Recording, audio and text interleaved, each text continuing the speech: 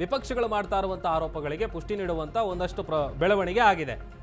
ಶಾಸಕರು ಮತ್ತು ಸಚಿವರ ನಡುವೆ ಸಮನ್ವಯದ ಕೊರತೆ ಇರುವಂಥದ್ದು ಎದ್ದು ಕಾಣ್ತಾ ಇದೆ.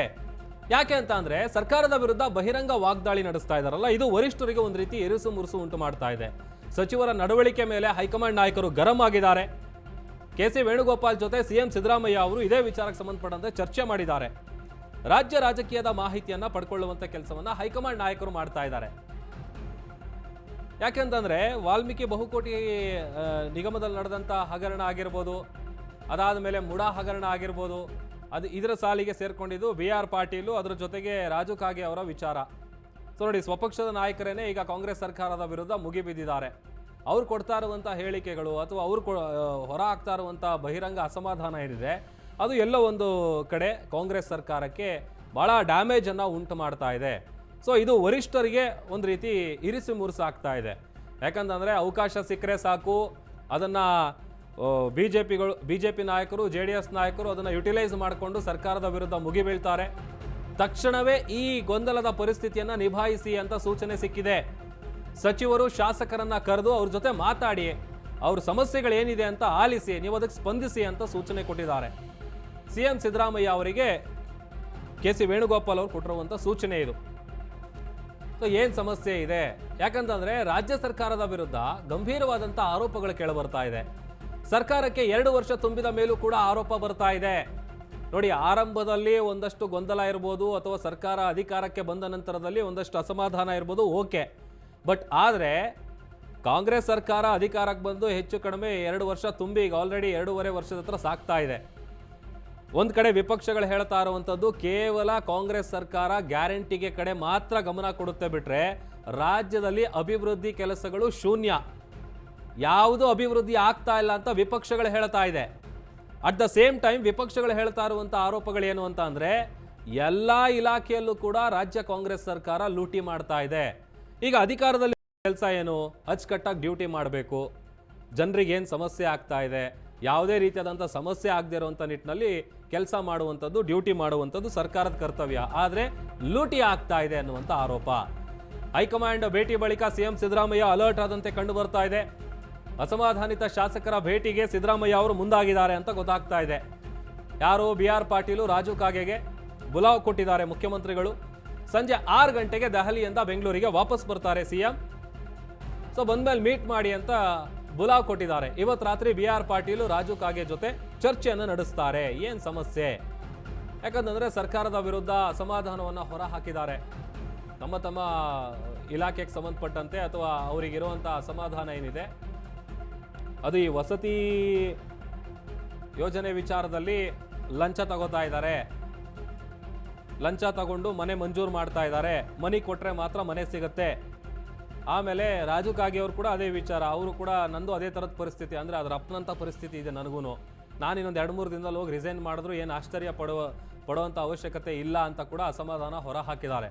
ಹೇಳಿ ಕೇಳಿ ಸ್ವಲ್ಪ ಸೀನಿಯರ್ ಲೀಡರ್ಗಳೇ ಈ ಥರ ಸರ್ಕಾರದ ವಿರುದ್ಧ ಅಸಮಾಧಾನವನ್ನು ಹೊರ ಹಾಕಿದ್ರೆ ಅದು ಭಾಳ ದೊಡ್ಡ ಮಟ್ಟದ ಇಂಪ್ಯಾಕ್ಟನ್ನು ಸರ್ಕಾರದ ಮೇಲೆ ಬೀರುತ್ತೆ.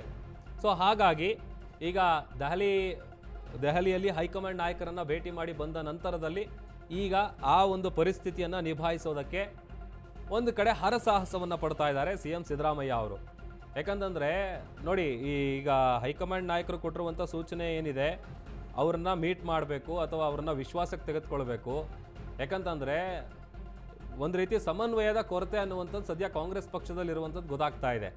ನಾವು ಹಿಂದೆ ಈಗ ಮೊದಲನೇ ಸ್ಟೋರಿಲಿ ಮಾತಾಡ್ತಾ ಇದ್ವಲ್ಲ, BJPಲಿ ಯಾವ ಥರದ ಪರಿಸ್ಥಿತಿ ಇದೆ ಅದೇ ಥರದ್ದೇ ಇಲ್ಲೂ ಕೂಡ ಇದೆ. ಬಟ್ ಆದರೆ ಇಲ್ಲಿ ಸ್ವಪಕ್ಷದ ನಾಯಕರನ್ನೇ ಸರ್ಕಾರದ ಕಡೆಗೆ ಬೊಟ್ಟು ಮಾಡಿ ತೋರಿಸ್ತಾ ಇದ್ದಾರೆ. ನೋಡಿ, ಈ ಥರ ಆಗ್ತಾ ಇದೆ, ಇದು ಸರಿ ಇಲ್ಲ, ಈಗ ಲಂಚಾವತಾರ ಅಥವಾ ಭ್ರಷ್ಟಾಚಾರ ನಡೀತಾ ಇದೆ ಅಂತ ವಿಪಕ್ಷಗಳು ಹೇಳೋದಕ್ಕೂ ಸ್ವಪಕ್ಷದ ನಾಯಕರು ಹೇಳೋದಕ್ಕೂ ಭಾಳ ಡಿಫ್ರೆನ್ಸ್ ಇರುತ್ತೆ. ಯಾರು ಕೂಡ ಅಧಿಕಾರದಲ್ಲಿರುವಂಥ ನಾಯಕರು ಈ ಥರದ ಆರೋಪಗಳನ್ನು ಮಾಡಿದಂಥ ಸಂದರ್ಭದಲ್ಲಿ ಅದನ್ನು ಭಾಳ ಗಂಭೀರವಾಗಿ ತೆಗೆದುಕೊಳ್ಬೇಕಾಗುತ್ತೆ.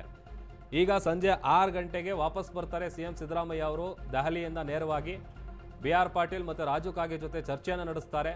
ಅವರಿಗೆ ಬುಲಾವ್ ಕೊಟ್ಟಿದ್ದಾರೆ. ಅವರಿಗಿರುವಂಥ ಅಸಮಾಧಾನ ಏನು? ವರ್ಕ್ ಆರ್ಡರ್ ಸಿಕ್ಕಿಲ್ಲ ಅನ್ನುವಂಥದ್ದು ರಾಜು ಕಾಗೆ ಅವರ ಅಸಮಾಧಾನ.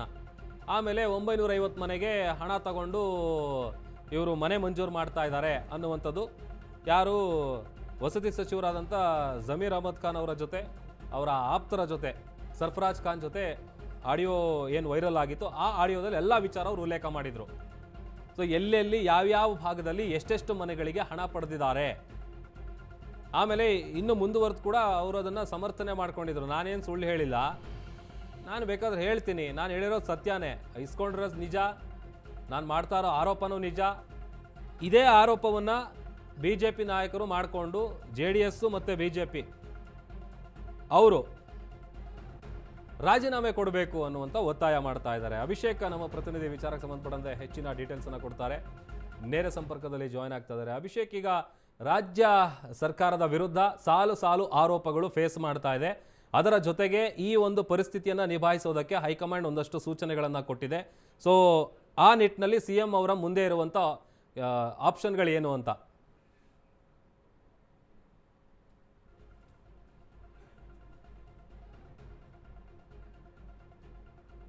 ಖಂಡಿತ ಪ್ರಭು, ರಾಜ್ಯ ಕಾಂಗ್ರೆಸ್ ಅಲ್ಲಿ ಆಗ್ತಿರ್ತಕ್ಕಂಥ ಏನು ಅಸಮಾಧಾನದ ಭುಗಿಲೇನಿದೆ, ಆ ಒಂದು ಅಸಮಾಧಾನದ ಒಂದು ಭುಗಿಲನ್ನ ತಣ್ಣಗಾಕಿಸುವಂತ ನಿಟ್ಟಿನಲ್ಲಿ ಹೈಕಮಾಂಡ್ ನಾಯಕರು ಕೈಯನ್ನು ಹಾಕಿರುವಂಥದ್ದು. ಇಲ್ಲಿ ಪ್ರಮುಖವಾಗಿ ಏನು ಕಾಂಗ್ರೆಸ್ನ ಹಿರಿಯ ಶಾಸಕರಿದ್ದಾರೆ, ಅದರಲ್ಲೂ ಕೂಡ ಏನು BR ಪಾಟೀಲ್ ಅವರಾಗಿರ್ಬೋದು ಮತ್ತು ರಾಜು ಕಾಗೆ ಆಗಿರ್ಬೋದು, ಇವರು ಸರ್ಕಾರದ ವಿರುದ್ಧ ಬಹಿರಂಗವಾಗಿ ಒಂದಷ್ಟು ಅಸಮಾಧಾನ ಅವರು ಹಾಕಿದ್ರು. ಅನುದಾನ ಬರ್ತಾ ಇಲ್ಲ, ಒಂದೇ ಒಂದು ಚರಂಡಿಯನ್ನ ಕಟ್ಟೋದಕ್ಕೆ ಅನುದಾನ ಸಿಗ್ತಾ ಇಲ್ಲ ಅಂತ ನೇರವಾಗಿ ಬಹಿರಂಗವಾಗಿ ಹೇಳಿಕೆನ ಕೊಟ್ಟಿದ್ರು. ಆ ಒಂದು ಹೇಳಿಕೆ ವಿರುದ್ಧ ಈಗ CM ಸಿದ್ದರಾಮಯ್ಯ ಅವರು ಕೂಡ ಸೇರಿದಂತೆ ಹೈಕಮಾಂಡ್ ನಾಯಕರು ಎಲ್ಲೊಂದ್ ಕಡೆ ಇರುಸು ಮುರುಸು ಉಂಟಾಗಿದ್ದು, ಇದು ವಿಪಕ್ಷಗಳಿಗೆ ಅವರ ಒಂದು ಟೀಕೆಗಳಿಗೆ ಎಲ್ಲೊಂದ್ ಕಡೆ ಆಸ್ಪದ ಆಯಿತು ಅನ್ನೋ ಒಂದು ಪ್ರಶ್ನೆ ಕೂಡ ಮೂಡ್ತಾ ಇತ್ತು. ಈಗ ಸದ್ಯಕ್ಕೆ ದೆಹಲಿ ಪ್ರವಾಸ ಮಾಡಿ ಬೆಂಗಳೂರಿಗೆ ಆಗಮಿಸ್ತಿರುವಂತ CM ಸಿದ್ದರಾಮಯ್ಯ ಅವರು ಹೈಕಮಾಂಡ್ ಸೂಚನೆ ಮೇರೆಗೆ ನೇರವಾಗಿ ಈ ಇಬ್ಬರು ಶಾಸಕರು, ಪ್ರಮುಖವಾಗಿ BR ಪಾಟೀಲ್ ಅವರಾಗಿರ್ಬೋದು, ಜೊತೆಗೆ ರಾಜು ಕಾಗೆ ಅವ್ರನ್ನ ದೂರವಾಣಿ ಮುಖಾಂತರ ಇದಾಗಲೇ ಕಾವೇರಿ ನಿವಾಸಕ್ಕೆ ಆಗಮಿಸುವಂತೆ CM ಸಿದ್ದರಾಮಯ್ಯ ಅವರು ಸೂಚನೆಯನ್ನು ಕೊಟ್ಟಿದ್ದಾರೆ. ಈಗ ಸಂಜೆ 6:15 ಏನು ಇಬ್ಬರು ಶಾಸಕರನ್ನ ಕರೆಸಿಕೊಂಡು ಏನೆಲ್ಲ ಕ್ಷೇತ್ರದಲ್ಲಿ ಸಮಸ್ಯೆ ಆಗಿದೆ ಮತ್ತು ಅಸಮಾಧಾನ ಹೊರಹಾಕೋದಕ್ಕೆ ಪ್ರಮುಖ ಕಾರಣವೇನು ಅಂತ ಪ್ರಶ್ನೆಯನ್ನ ನೇರವಾಗಿ CM ಸಿದ್ದರಾಮಯ್ಯ ಅವರು ಶಾಸಕರ ಬಳಿ ಕೇಳ್ತಾರೆ. ತದನಂತರ ಏನು ಅಸಮಾಧಾನ ಭುಗಿಲೆದ್ದಿದೆ ಇಬ್ಬರು ಶಾಸಕರಲ್ಲಿ, ಅದನ್ನ ತಣ್ಣಗಾಗಿಸುವಂತ ನಿಟ್ಟಿನಲ್ಲಿ CM ಸಿದ್ದರಾಮಯ್ಯ ಅವರು ಕೈಯನ್ನು ಹಾಕಿದ್ದಾರೆ. ಇಲ್ಲಿ ಎಷ್ಟರ ಮಟ್ಟಿಗೆ ಯಶಸ್ಸನ್ನ ಕಾಣುತ್ತೆ ಅನ್ನೋದು ಕೂಡ